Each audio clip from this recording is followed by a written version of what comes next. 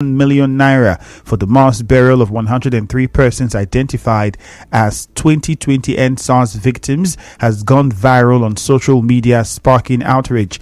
The memo, dated July 19, 2023, captures steps for the processing of funds after approval by the governor. Earlier, a ministerial tenders board meeting reportedly sat over the recommendations of the Procurement Planning Committee, after which no objections were raised to the award of the mass burial contract to a funeral service provider. The 5-paragraph leaked memo also specifies that the approved company must submit all pertinent taxes and deductions. In response, the Lagos State Ministry of Health confirmed the letter in a statement on Sunday evening, but insisted the details were being misconstrued. The state government argued that the victims were victims of incidents of violence that occurred in the aftermath of the EndSARS protest. Recall that there has been controversy over the actual number of deaths recorded during the EndSARS protest in 2020. Both the Lagos government and the federal government have consistently denied any mass killings during the EndSARS protest. The memo comes nearly 2 years after widespread protests across the country. Reacting to this, the Lagos State government says the victims to be buried are not from the Lekki Tollgate shooting. The Permanent Secretary, Ministry of Health, Olusegun Ogboye, said the Lagos State Environmental Health Unit picked up bodies in the aftermath of the EndSARS violence and community clashes. The areas cited included Fagba, Ketu, Ikorodu, Orile, Ajegule, Abulegba, Ikeja, Ojota, Ekoro, Ogba, Isolo, and Aja areas of Lagos State. Dr. Ogboye said there was also a jailbreak at Ikoyi prison. Starlet's Academy says it is dedicating its award as the winner of this year's West African Quality Education Awards in the Value-Based Education category to the school management and staff for imbibing the culture of leadership and teaching by example. The founder and director of Starlet's Academy, Kudo Erezia Eke, says he and the Starlet's family are delighted and encouraged by the win.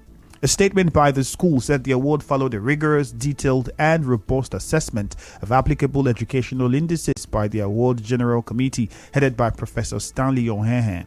Dr. Erezia Eke said he is grateful that the school's insistence on value-based education, in spite of the corrosion of ethics and character in society, is paying off. He said Starlet's Academy is driven by the 4 core values of respect, integrity, passion, and excellence, with the motto, character first. Still to come, parents criticize tuition fee increase in public schools. Stay tuned.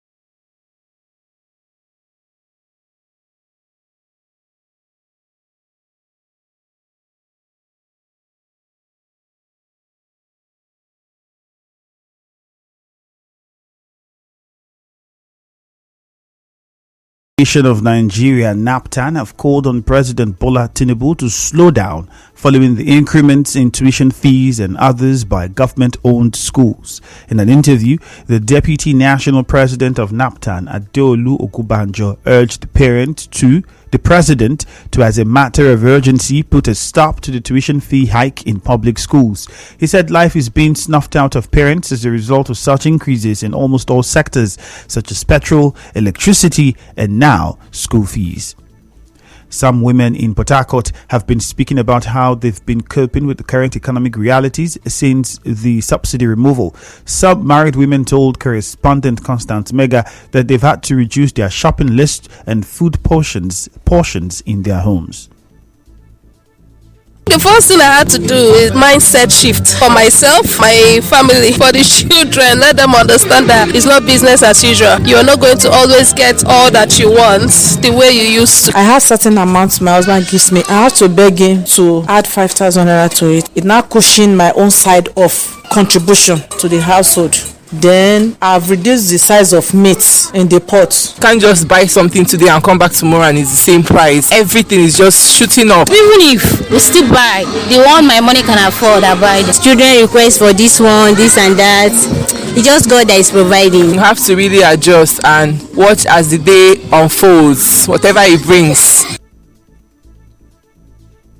For single mothers, the situation appears tougher. They say they are the sole breadwinners in their homes.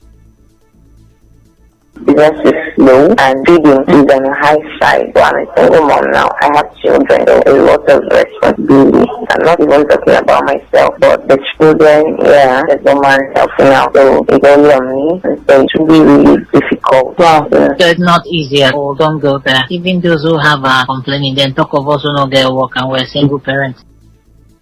On their part, some single ladies are grateful they are not jobless. One of them said the freebies they once enjoyed no longer exist.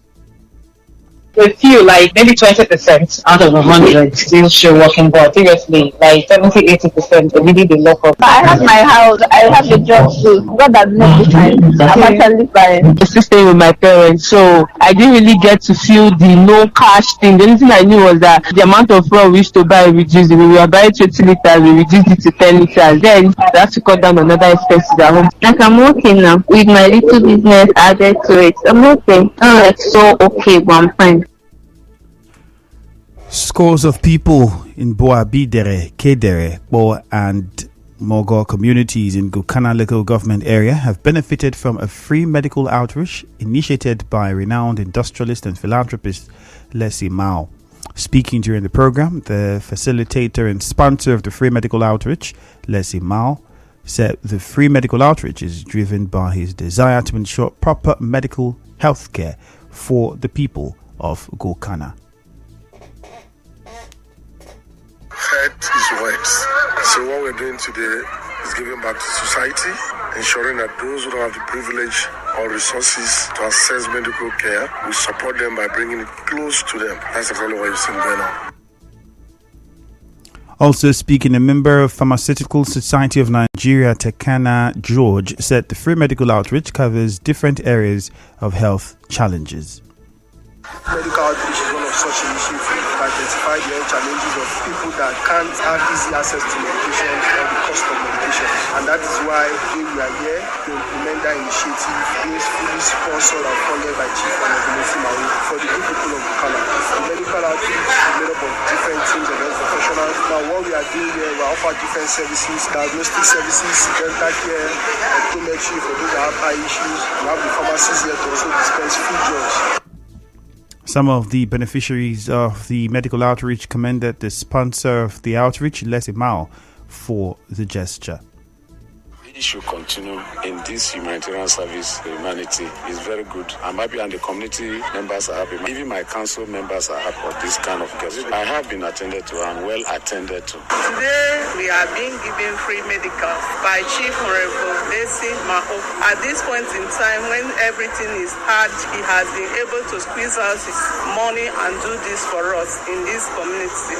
I want to appreciate him and say God should bless him and continue to bless his family in Jesus.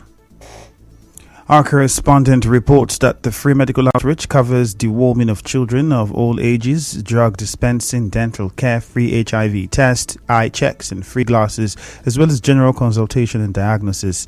The next phase of the free medical outreach would be in Yehe Boga communities.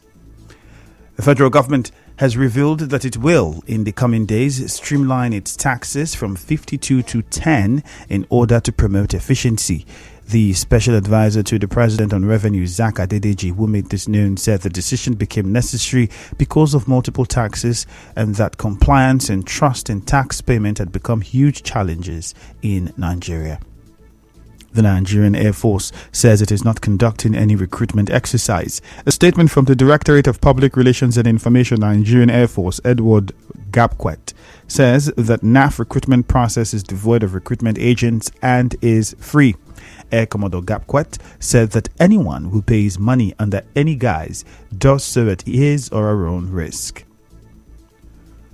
August 1 is now the date for the new toll fare tariff at the Nnamdi Azikiwe International Airport.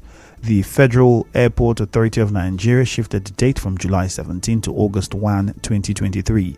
FAN, in a statement, said the postponement was to make the airport users enjoy more of the current charges. According to the management, the fare for cars will change from 200 to 300 naira, while that of buses and sport utility vehicles will change from 300 to 500 naira only. And now, we bring you news from around the world. At least 11 people are now known to have died after the roof of a school gymnasium collapsed under heavy rain in northeast China. Officials say 19 people were trapped inside the gym when it collapsed. Eyewitnesses told the media that many of the victims are children, although this is yet to be officially confirmed. Police have arrested the person in charge of the building. Officials say 4 people managed to escape. Of the 15 people pulled out of the rubble, only 4 have survived.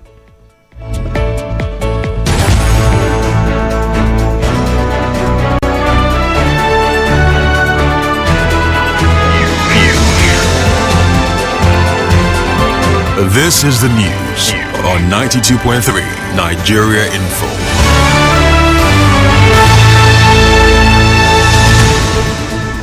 On the news this morning, you heard kidnappers of the Port Harcourt journalist are demanding a 150 million naira ransom. NRM governorship candidate Sobamabo Jack Rich is calling for a probe into the award of the Port Harcourt Ring Road project. Lagos State government has clarified after the planned mass burial for NSAS victims sparked outrage. Parents are criticizing the tuition fee increase in public schools. On the foreign scene, a gymnasium roof has collapsed and killed 11 people in China. The news was edited by Choma Ezenwa for Cloudy Weather in Port Harcourt this morning. Peace is the path to the prosperity of a nation. Let peace reign. My name is Efeemi Andrew. Good morning.